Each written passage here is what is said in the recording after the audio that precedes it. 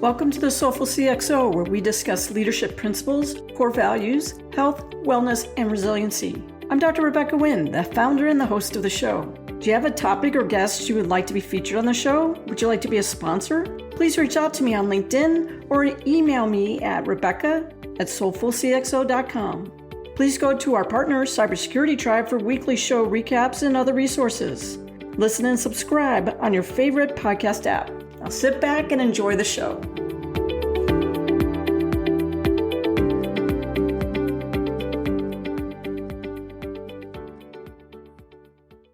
Welcome to the Soulful CXO. I'm your host, Dr. Rebecca Wynn. To all my United States of America listeners, happy 4th of July, which is our Independence Day.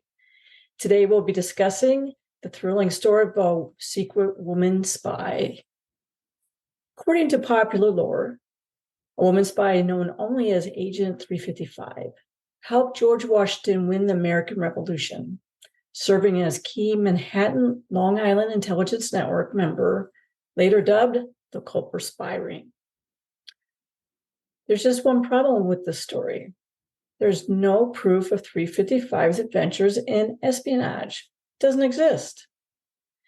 The only reference to 355 appears in an August 15th, 1779 letter, where it reads, quote, I intend to visit 727. 727 is Culper code for New York.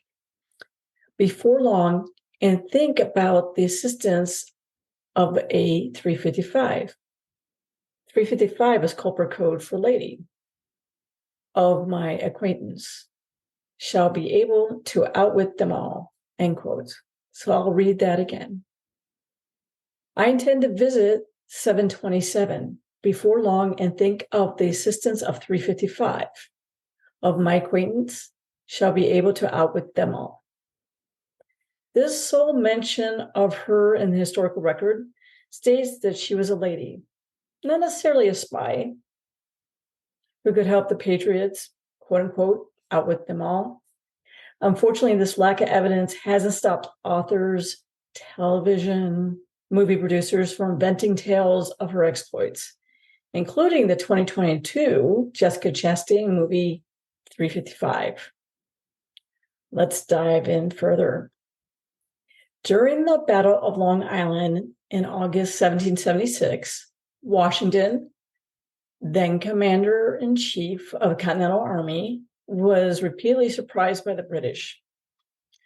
He only escaped the destruction of his army thanks to fog, adverse winds that blocked the British fleet from cutting him off, and the caution of British Commander William Howe. Fresh off his near defeat, the future president realized that his underdog army needed an intelligence operation to have any chance of successfully fighting one of the most extensive military powers in the world.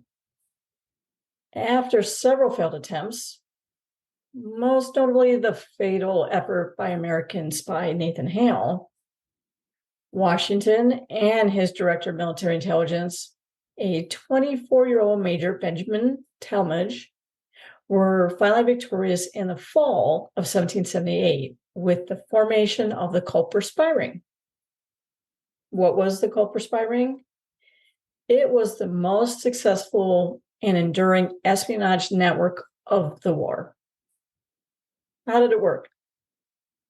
Well, Tallmadge recruited farmer Abraham Woodhull, his neighbor in Long Island, hamlet of Setauket, as the chief spy tasked with gathering intelligence in Manhattan.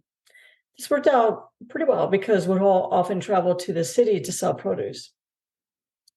Meanwhile, Setauket whaleboat captain Caleb Brewster carried messages across Long Island Sound between Setauket and Connecticut.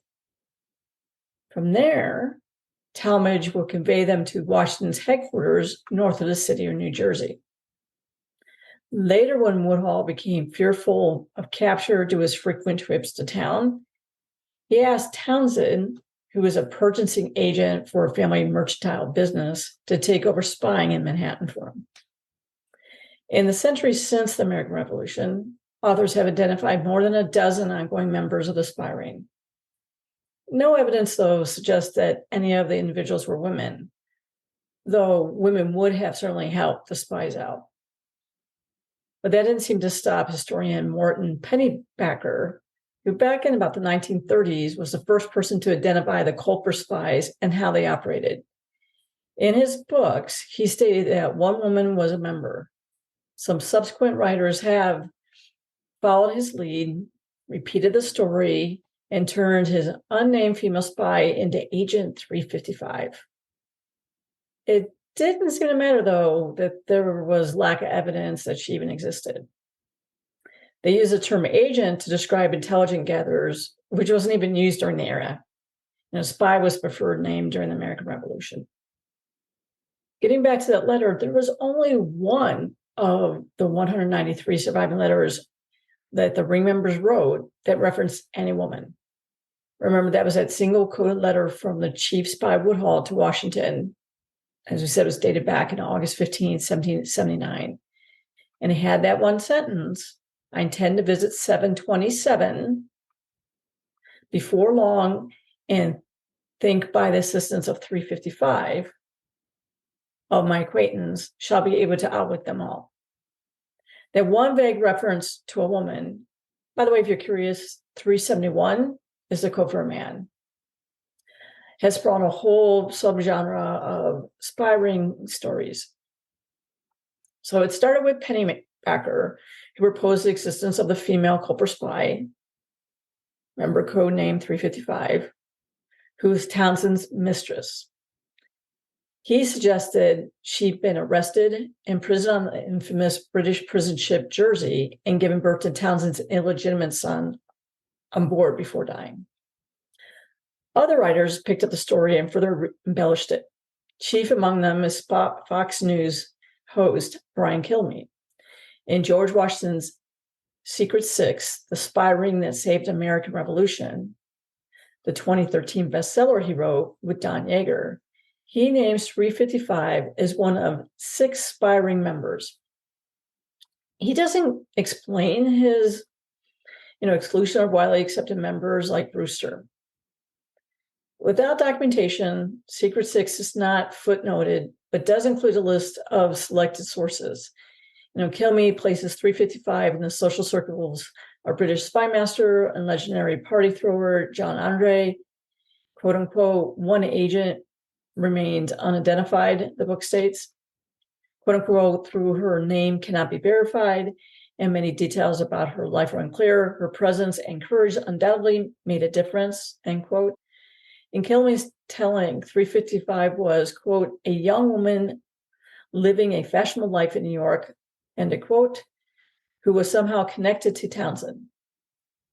Another quote, through pro-American sentiment, she almost certainly would have been attached to a prominent Loyalist family, end quote, he argues. He also states, it is therefore possible that 355 was part of the glittering, gangling cluster of coquettes who flocked around Andre as he moved around the city, end quote. Kilmeade said 355 even helped uncover Benedict Arnold's treasonous plot to switch sides and turn over West Point to the British. It's really unclear whether either of these writers attached their female spy to Townsend when the letter only mentions a lady in connection with Woodhull. In both writers' account, 355 is imprisoned in Jersey. While Pennybacker has her dying there, Kilmeade gives her a chance to survive the ordeal. Alexandra Rose, author of Washington Spies, the basis for the highly fictionalized AMC series Turn, which I watched, I thought was pretty good, is among several historians who believe that 355 referenced in the letter was Anna Strong, a neighbor of Woodhull and the wife of Saleah Strong, the Patriot leader in Setauket.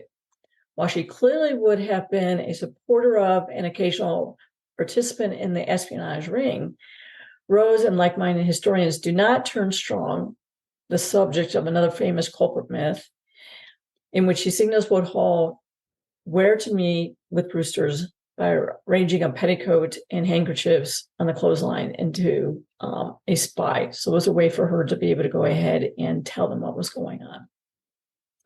Many current historians lend little weight to the Agent 355 stories.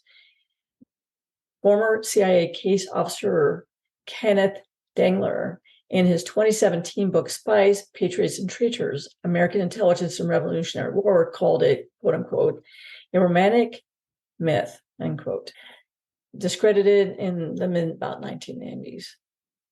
Beverly Tyler, historian at the Three Village Historical Society in Setauket, has studied the spy ring for decades. He emphasizes that the letters contain only one reference to a lady, quote, that is it. Everything else is made up. The whole business of Agent 355 and Robert Townsend, end quote. Tyler is fully convinced that Strong was 355. Quote, she had relatives who were loyalists in New York City. She portrayed herself as a loyalist, end quote. He explains, quote, during the war, as far as we can tell, she occasionally accompanied Woodhull into New York City. Anna Strong was 355. She was an agent 355. Members of the spy ring, quote, didn't refer to each other as agents, end quote. The historian adds, and the spies who did have code names were all numbered in the 700s. Quote, making up word agent and trying it to be number 355 has no validity whatsoever, end quote. Now, Claire Bellegal detailed her findings in the 2021 book she co-authored, Espionage and Enslavement in the Revolution, The True Story of Robert Townsend and Elizabeth, suggested that Liz, that's who is Elizabeth, may have been a mole in the British officer's household. Quote, being enslaved gave Liz a real way to outwit the British, end quote. Quote, she would move about unnoticed and pass intelligence to Townsend, end quote.